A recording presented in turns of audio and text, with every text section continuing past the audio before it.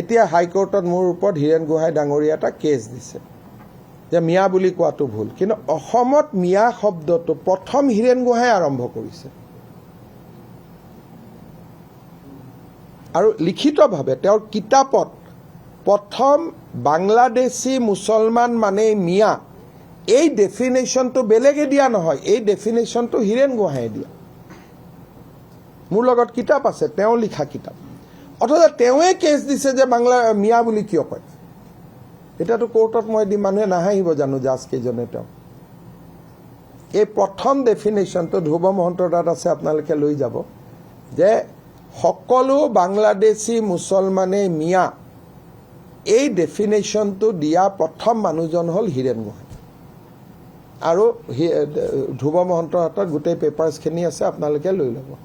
এতিয়া আপোনালোকে চাওক, হীৰেণ গোহাঁই যোৱাকালি লিখিছে যে মই যি জোঁৱাইৰ লগত থাকিবৰ কাৰণে 1 মাহৰ কাৰণে মই গ'লোগৈ বুলি লিখিছেনে প্ৰতিদিনৰ? ধন্যবাদ বাবা। এটা আৰ্টিকল লিখিছে ধুনীয়াকৈ যে মই যি জোঁৱাইৰ লগত লগ পাবৰ কাৰণে মই গ'লোগৈ। ক'ত গ'ল এইটো শব্দ লিখা নাই, আমেৰিকাত গ'লগৈ।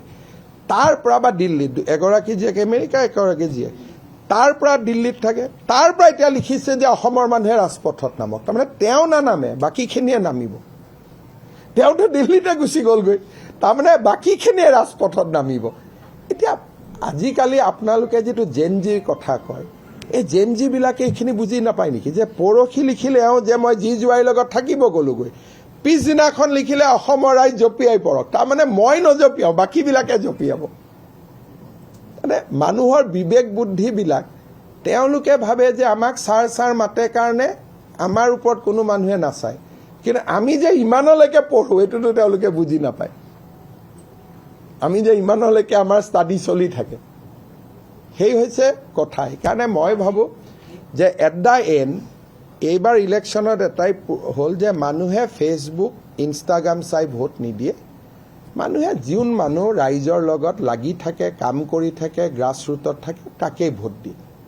সেইকাৰণে যিসকলে হাৰিছে ইলেকশ্যনত, তেওঁলোকে এটাই কথা বুজিব লাগে যে অহা 5 বছৰ আমি ৰাইজৰ মাজত থাকিম, আমি জিকিম। ফেচবুকত থাকিলে আমি হাৰিম। আগদিনাখন তেওঁ ফেচবুকত লিখিছে যে 1 মাহৰ কাৰণে মই যি জোঁৱাইৰ তাত থাকিব গ'লোগৈ, আৰু আজি লিখিছে যে এই ফলাফলটো ভুল, ৰাইজ ৰাজপথত নামক। তাৰমানে তেওঁ নানামে, আপুনি নামিব লাগিব। কোনে নামিব কওকচোন? ছাৰ আগত থাকিলেহে বাকীবিলাকে নামিব। ছাৰ 1 মাহ পিছত আহিব, গতিকে আন্দোলনটো 1 মাহ পিছত হ'ব আৰু।